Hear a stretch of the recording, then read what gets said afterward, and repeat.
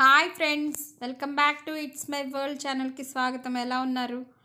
ఈరోజు కాకరకాయ ఫ్రై ఎలా చేసుకోవాలో నా స్టైల్లో చూద్దామండి. ఫస్ట్ కాకరకాయలని నీట్గా క్లీన్ చేసి పక్కన పెట్టుకోవాలి. కాకరకాయలు తొడాలు అటువైపు ఇటువైపు కట్ చేసుకొని దానిపైన అంతా కూడా ఇలా పీల్ చేసుకొని పక్కన పెట్టుకోవాలి. కాకరకాయలు హెల్దీ అండి. అప్పుడప్పుడు చేదు కూడా తింటూ ఉండాలి.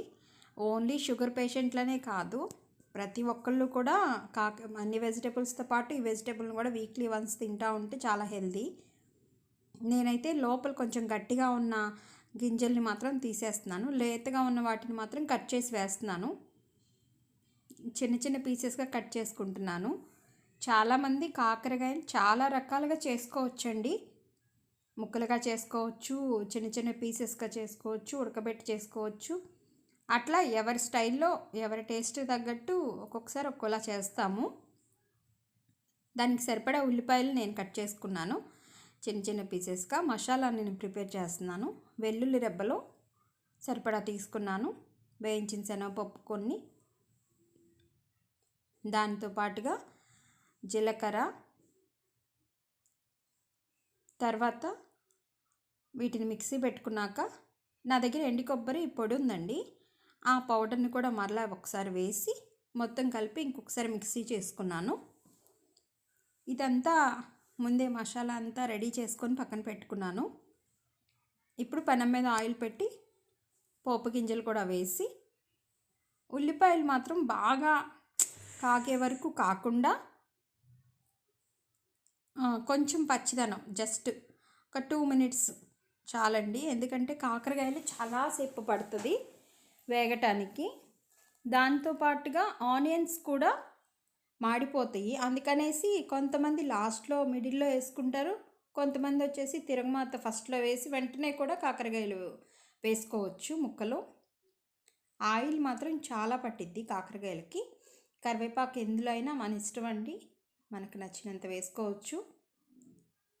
చాలా హెల్దీ కరివేపాకు.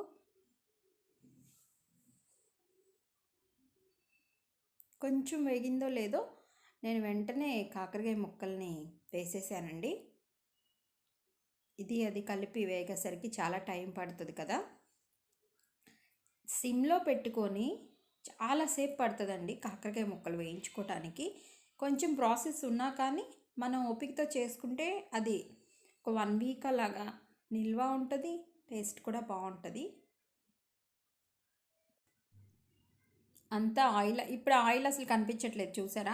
ఇందాక ఆనియన్స్ వేగానే చాలా ఆయిల్ ఉన్నట్టు కనిపించింది, ఇప్పుడు అసలు ఆయిలే కనిపించట్లేదు. బాగా వేగాలండి. బాగా వేగాలి అంటే హైలో పెట్టి ఇంకా ఎక్కువ ఆయిల్ వేసి డీప్ ఫ్రై చేయటం కంటే కూడా సరిపడా ఆయిల్ వేసి సిమ్లో పెట్టి మనం తిప్పుతూ ఇలా ఫ్రై చేసుకుంటేనే దీనిలో విటమిన్స్ కూడా దీనిలోనే ఉంటాయి.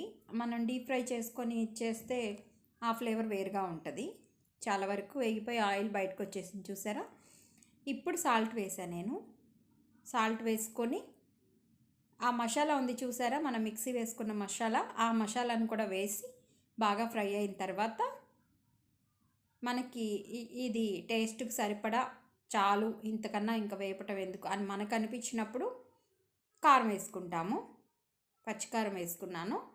కొంచెం మగ్గిన తర్వాత ఆఫ్ చేసుకోవటమే.